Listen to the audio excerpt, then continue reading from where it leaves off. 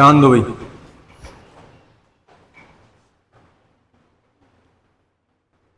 All students stop your handwriting, look forward and understand topic. Future continuous tense, अपूर्ण भविष्य काल। ठीक है, इसके बाद में हमारा फ्यूचर परफेक्ट चलेगा, फिर फ्यूचर परफेक्ट कंटिन्यूअस, फिर टेंस का टॉपिक। ठीक है, अब एक महीना तो बचेगा, 2 दिन के बाद में अगला मंथ स्टार्ट हो जाएगा। ये 5वां महीना चल रहा था स्टार्ट, है ना, मई जून। जून कंप्लीट में 70% आपका ग्रामर का, या फिर हो सकता है 100% ही कंप्लीट हो जाए। ठीक है, जैसे आपकी स्कूलें खुलेंगी, स्कूल में 15-20 दिन तक तो एडमिशन वगैरह ऐसा सब सिस्टम चलता रहेगा, तब तक हम एक बुक को कंप्लीट कर देंगे। ठीक है, जब वहां बुक स्टार्ट होगी तो यहाँ जैसे मान लो वहां पहला लेसन पढ़ाया जा रहा है, तो यहाँ पहले लेसन के क्वेश्चन आंसर आपको याद करवाए जाएंगे। ठीक है, जब वहां बुक कंप्लीट हो जाएगी एक, तो यहाँ एक बुक तो पहले से कंप्लीट हो गई रीडिंग, तो उसके बाद में उसके क्वेश्चन आंसर भी कंप्लीट हो जाएंगे ना। और वहां बुक कंप्लीट होगी रीडिंग में, यहाँ क्वेश्चन आंसर कंप्लीट हो जाएंगे और दूसरी बुक भी कंप्लीट हो जाएगी। ठीक है, वहां ग्रामर चलेगी, तब हमारे यहाँ ग्रामर का रिवीजन चलेगा। कहने का मतलब कॉम्बिनेशन वाला सिस्टम चलेगा, ऐसे नहीं कि वहां कुछ चल रहा है यहां कुछ चल रहा है, वो तो फिर कंफ्यूजन वाला विषय हो जाएगा। कॉम्बिनेशन से हमें चलना है, जिससे कि उसमें ज्यादा आपको समझने में असुविधा ना रहे। ठीक है, और अभी से आप दृढ़ संकल्प करो कि हमें 95 से अबाव परसेंटेज बनानी है, और उसी के अनुसार आपको कर्म करना है। और अभी से अगर आपने दृढ़ संकल्प नहीं किया, तो भैया बहनों, जैसे आज आपने सोचा कि कल पढ़ लेंगे, या फिर अभी तो छुट्टियां चल रही हैं, 1 महीना पूरा हो जाएगा उसके बाद से स्टार्ट कर देंगे, कुछ नहीं होगा, कुछ नहीं होगा। ये मान लो कि ये दिन कैसे निकल जाएंगे पता नहीं लगेगा। जून, जुलाई, अगस्त, सितंबर, अक्टूबर, नवंबर, दिसंबर, जनवरी और फरवरी। फरवरी में पेपर हो जाते हैं आपके, हो जाते हैं ना 10th क्लास के। अब सुनना है 1 2 3 4 5 6 7 8, 8 महीने आपके पास में है, लेकिन सुनना है अगस्त, सितंबर, अक्टूबर, नवंबर, दिसंबर, 3 महीने आपके सर्दी में निकल जाएंगे। 7 बजे खाए खाना, सर्दी है बहुत भयंकर, कड़ाकर सो जाओ। हाँ, रजाई अच्छी लगेगी। तो वास्तविकता में आपके पास पढ़ने के लिए कितने मंथ बचे हैं? 1 2 3 4, 4 महीने ना, जिसमें से स्कूल में तो 1 महीना मंथ निकाल दो आप, और कितने मंथ बचे? 3 मंथ। और आपके बड़े भैया बहन जो 10वीं क्लास पास कर गए, उनसे पूछना है आप कि कोर्स कब पूरा हुआ था स्कूल में, पता है? वार्षिक परीक्षा 5 दिन के बाद में है, 5 दिन पहले हुआ, और वो भी कैसे? 1 दिन 3 3 4 4 5,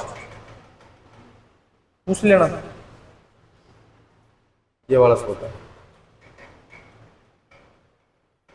और हम हमारे मुख से बढ़ाई करें, वो अच्छा नहीं लगता, शोभा नहीं देता। और ऐसा नहीं है कि हमने सब कुछ किया है बच्चों के लिए, स्कूल में पढ़े, यहाँ पर पढ़े, घर पे पढ़े, बच्चों की मेहनत है, हमने केवल मार्गदर्शन दिया है। उसके बावजूद भी इंग्लिश और मैथ में नंबर अलग दिख रहे हैं बाकी सब्जेक्ट की तुलना में,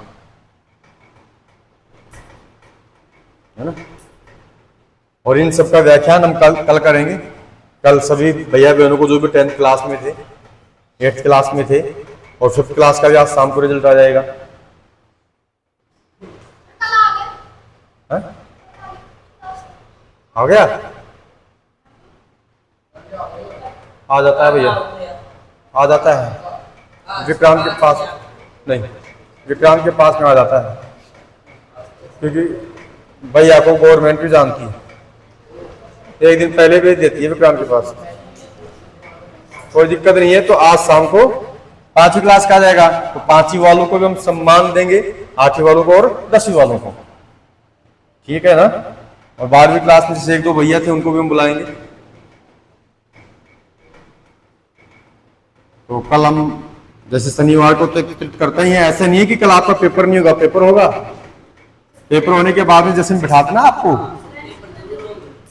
नहीं कैसे करेंगे कैंसिल, जब आपको कह रखा है कि साप्ताहिक टेस्ट आंधी वर्षांत तूफान भूकंप का ना टल सकता है, लेकिन टेस्ट नहीं टलेगा, उस होगा पेपर जरूर। पढ़ाई के साथ कोई कॉम्प्रोमाइज नहीं करेंगे हम, है ना। पढ़ाई बहुत ज्यादा इंपॉर्टेंट है, ध्यान दीजिए। देखो इधर फ्यूचर कंटिन्यूअस टेंस अपूर्ण भविष्य काल, पॉजिटिव सेंटेंस ध्यान से समझने का अगर आप प्रयास करोगे तो निश्चित रूप से पूरे टेंस क्या है, इजी है। केवल याद किसको करना है, पॉजिटिव में 2 या 3 नियम लिखवाते हैं, एक पहचान लिखवाते हैं बस। उसके बाद में negative, integrated, integrated, negative, double H word के फॉर्मूले राइट करवाते हैं, और इनमें कोई ज्यादा विशेष नहीं है। हेल्पिंग वर्ब को आगे रखना है, सब्जेक्ट के बाद में नोट रखना बस, और डबल एच वर्ड फर्स्ट में रख देना है। यही तंत्र है, लेकिन समझ नहीं आना चाहिए, और समझ में नहीं आएगा तो ये बहुत ज्यादा हार्ड है ना। जबान पर लगाम लगाते हो आप, है तो यहां क्लास ही मत लगाया करो भैया, आपको काफी बार कह रखा है ना। जबान पे लगाम लगाने के लिए बहुत से चीज हैं, पुदीना खाओ, इलायची खाओ, है ना, तो इसका तो यूज करना ही नहीं है। ये आदत छोटे भैया बहन भी सीखते हैं, और होता है ऐसे सीखते हैं इस दबा के, जैसे कि मतलब जबाड़े में दर्द हो गया ना तो फूंकला फुलाना स्टार्ट कर देते हो, फिर उसको ऐसे जीभ से ऐसे लेकर फिर अंदर ले जाते हैं, करते हैं ना इसे, और कहीं दीवार के या फिर नीचे चिपका दिया तो फिर पैंट के मम्मी गस्सा देती रहेगी, क्या चिपका ले आए इसके, है? इसका यूज मत करो भैया क्लास में, है ना। हाँ, ये बाहर खाओ, पूरे दिन खाओ, दर्द नहीं होता जबाड़ में से चबाते रहते हो, ध्यान दो। यही शुरुआत है जो चोरी जयंती मामा गुटखा बीड़ी सिगरेट तंबाकू शराब का सेवन करने के लिए लालायित करती है। क्योंकि जब भाई मुंह को आदत पड़ गई कि लाल ग्रंथियां एक्टिव होंगी, तो उस दौरान तो सेंटो फ्रेश नहीं मिलेगी तो कोई दूसरा फ्रेश खाओगे। देखो, पॉजिटिव सेंटेंस सकारात्मक वाक्य पहचान, जिन हिंदी वाक्य के अंत में रहा होगा, रही होगी, रहे होंगे आदि शब्द हो तो फ्यूचर कंटिन्यूअस टेंस कहलाता है। इस टेंस के सेंटेंस में हेल्पिंग वर्ब शैल बी और विल बी का प्रयोग किया जाता है। जब सब्जेक्ट आई वी हो तो हेल्पिंग वर्ब किसका प्रयोग करेंगे हम, शैल बी का, ओनली फॉर शैल बी का प्रयोग किया जाता है, तथा बाकी सभी सब्जेक्ट्स के साथ में विल बी का प्रयोग किया जाता है। ठीक है, फॉर्मूला आपके सामने लिखा है कि subject plus shall be will be. Present वो फ्यूचर सिंपल पढ़ा था तो उसमें ओनली फॉर क्या था, शैल और विल, इसमें केवल 20 शब्द और लग गया है। ठीक है, तो शैल बी और विल बी प्लस वर्ब की first form plus ING plus object. Negative sentence नकारात्मक वाक्य, कुछ नहीं करना है, शैल और विल के बाद में क्या लगा देना है, बस अंतर ही समझा रहे हम, आगे बात समझ में। यहां क्या लगा देना है, नोट। यहां इंटीग्रेटिव में शैल और विल को क्या लगा देना है, फर्स्ट में। यहां यही फॉर्मूला सेम रहेगा, क्या लगाना आगे, WH वर्ड। या इंटीग्रेटिव नेगेटिव सेंटेंस में सेम यही फॉर्मूला रहेगा, लेकिन इसका क्या लगा देना है, नोट। अब यहां पे यही फॉर्मूला सेम है कि इसका क्या लगा दिया हमने, WH वर्ड। अब उसके बाद में हम देखते हैं नीचे पूरे हो गए क्या, शैल नोट, बस 3-4 ही तो अंतर है, कोई ज्यादा अंतर थोड़ी है, नहीं है ना। लेकिन जब ये दिखता है, अरे इसको कैसे याद करेंगे, तो बहुत ज्यादा लिखवा दिया, ये तो विकट समस्या है। लेकिन समझ में आना बेहद जरूरी है, समझ में आएगा तो दिक्कत नहीं होगी। तो यहाँ पे नेगेटिव में subject plus shall will plus not plus be. बहुत से भैया बहन ऐसे कर देते हैं कि शैल बी और विल बी प्लस नोट कर देते हैं, वो गलत हो जाता है। ठीक है, इन चीजों का ध्यान रखना है। तो shall, will plus not plus be, इसको आप इस प्रकार से लिख सकते हो, शैल नॉट बी और will not be plus verb के first form plus ING plus object. Integrative sentence में shall, will plus subject plus be plus verb के first form plus ING plus object. Double H word में double H word plus shall, will plus subject plus be plus verb के first form plus ING plus object. Integrative negative sentence की हम बात करते हैं तो यहाँ पे shall, will plus subject, not लगा दिया, नेगेटिव है तो बी प्लस वर्ब की first form plus ING plus object. Double H word में सेम डबल एच वर्ड लगाना है, उसके बाद में shall, will, subject, not, be, verb की first form plus ING plus object. अब हम देखते हैं पॉजिटिव सेंटेंस का एग्जांपल कि राम फुटबॉल खेल रहा होगा। तो यहाँ पे फुटबॉल में ये बड़ा कर लेना,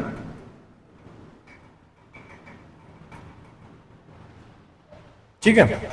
तो राम फुटबॉल खेल रहा होगा, तो राम सब्जेक्ट हो गया, उसके बाद में शैल बी और विल बी में किसका प्रयोग करना है, विल का, क्योंकि शैल बी का प्रयोग आई और वी के साथ ही करना है जब सब्जेक्ट आई और वी हो, मैं या फिर हम, बाकी सभी सब्जेक्ट्स के साथ में हमको विल का प्रयोग करना है। उसके बाद में विल बी, वर्ब की फर्स्ट फॉर्म क्या है, खेलना, प्ले के थर्ड प्ले के साथ में किसका प्रयोग करना है, आईएनजी का। उसके बाद में फुटबॉल ऑब्जेक्ट हो गया।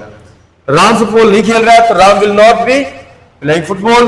क्या राम फुटबॉल खेल रहा होगा, तो यहाँ पे सब्जेक्ट ये नहीं है, हेल्पिंग वर्ब को फर्स्ट में लगाना है, इंटीग्रेटिव सेंटेंस है तो will Ram be playing football. उसके बाद में राम फुटबॉल क्यों खेल रहा होगा, तो डबल एच वर्ड में डबल एच वर्ड पहले लगा देना है, उसके बाद में विल का प्रयोग कर देना है, फिर राम, उसके बाद फिर बी, वर्ब के first word plus ING playing, object हमारा फुटबॉल। इसी का double word sorry integrative negative sentence, इसकी हम बात करेंगे। तो सबसे पहले क्या राम फुटबॉल नहीं खेल रहा होगा, तो will Ram not be playing football. उसके बाद में राम फुटबॉल क्यों नहीं खेल रहा होगा, तो वाही, क्योंकि स्पेलिंग। उसके बाद में will Ram not be playing football. यहां तक किसी भैया बहन को कोई प्रॉब्लम से दिक्कत, आप अपना डिफिकल्टी है क्या, जो शुरुआत से सीखता हुआ आ रहा है, पढ़ता हुआ आ रहा है, उसको तो समस्या है नहीं, और जिसने पिक्चर को बीच में से देखा है उसको समझ में कम आएगा, है ना। बार बार समझाने का प्रयास करेंगे तो भी शायद कम समझ में आएगा। और जो भैया बहन शुरू से पिक्चर को देख रहा है अर्थात शुरू से टेंस को पढ़ रहा है, उसको तो ज्यादा विशेष समझाने की आवश्यकता ही नहीं है। ये राइट करने के बाद में बहुत से भैया बहन जो राइट कर लिए हैं वो, है ना, एग्जाम्पल लिखेंगे। मैंने कल भी आपको एग्जाम्पल दिया था कि यहां अगर नहीं होता तो घर से करके लेके आओगे, उस एग्जाम्पल को भी हम जांच करेंगे, ठीक है। अभी लिख लो एग्जाम्पल कि हम, यहां लिख देता हूं,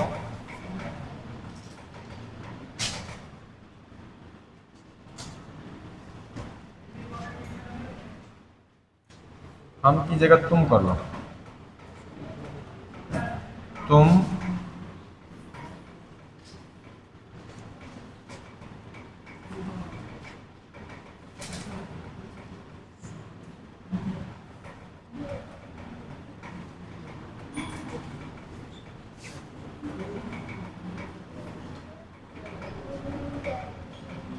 कल